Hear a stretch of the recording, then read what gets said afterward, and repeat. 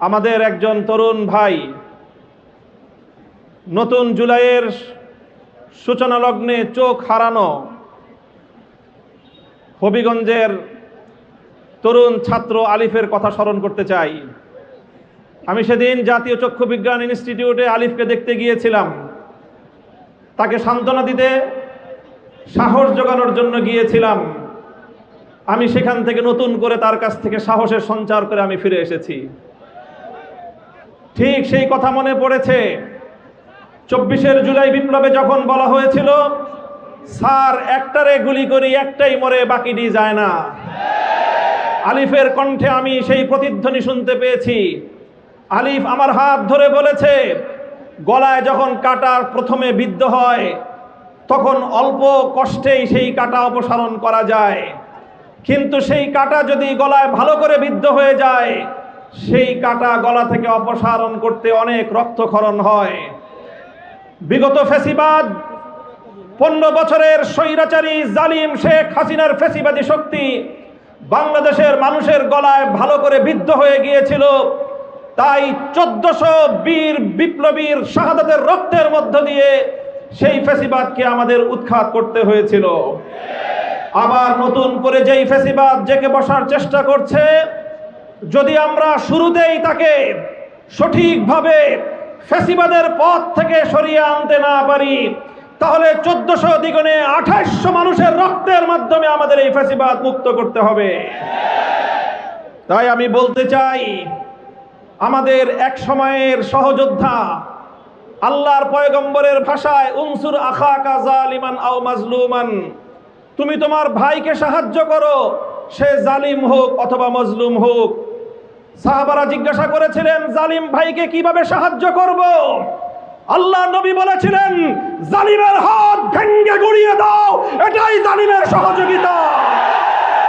আমরা শহীদ প্রেসিডেন্ট জিয়াউর রহমান, বেগম খালেদা জিয়ার প্রতিষ্ঠিত বিএনপির 90 জালিম ভাইদেরকে লক্ষ্য করে স্পষ্ট বার্তা দিতে চাই, যদি জালিমের হাত, জুলুমের হাত গুটিয়ে না নাও, আমরা সে হাত ভেঙ্গে গুড়িয়ে দেব ইনশাআল্লাহ।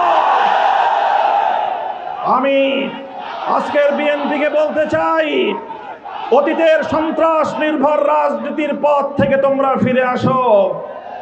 আমরা অতীতে বাংলাদেশে দেখতে পেয়েছি কিছু জনবিচ্ছিন্ন বামপন্থী আর ইসলামপন্থী সংগঠনগুলো আদর্শের ভিত্তিতে, মেধা ভিত্তিক আদর্শিক রাজনীতি ছাত্র অঙ্গনকে শিক্ষা দিত। 2024-এর বিপ্লবের মধ্য দিয়ে বামপন্থী এবং ইসলামপন্থী ছাত্র সংগঠনগুলোর বাইরেও একটি নতুন শক্তির উত্থান ঘটেছে। যেই ছাত্র জনতা নাহিদ, আক্তার, নাসিরউদ্দিন পাটোয়ারি, সার্জিস, হাসনাত আব্দুল্লাহ, আসিফদের মতো মেধাবী ছাত্র উপহার দেয়, সেই 24-এর বিপ্লব পরবর্তী নতুন বাংলাদেশে ছাত্র দলের সন্ত্রাস নির্ভর রাজনীতি বাংলাদেশের শিক্ষাঙ্গনগুলিতে চলতে পারে না।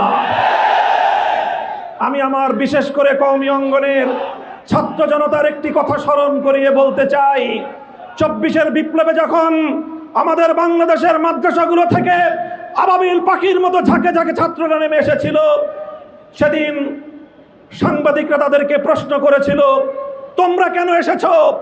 তোমরা তো কোটাও চাও না, তোমাদের তো সরকারের চাকরিরও প্রয়োজন নেই, তবে তোমরা কেন রাজপথে নেমেছো?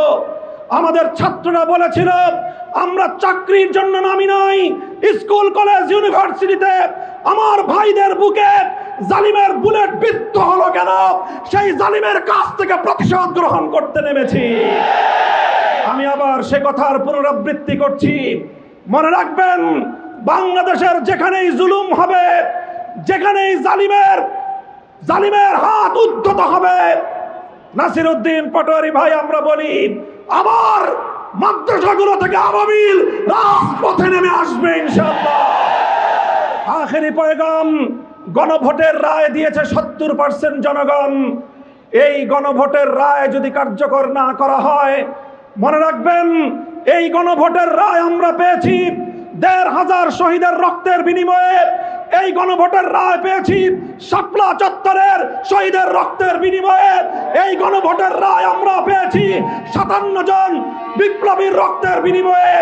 যদি সেই রক্তের সঙ্গে গাদ্দারি করা হয়, আমরা রক্তের সম্মান রক্ষা করার শপথ গ্রহণ করতে চাই। নাসরুম মিনাল্লাহি ওয়া ফাতহুন করিব ওয়া আখিরু দাওয়ানা আলহামদুলিল্লাহ।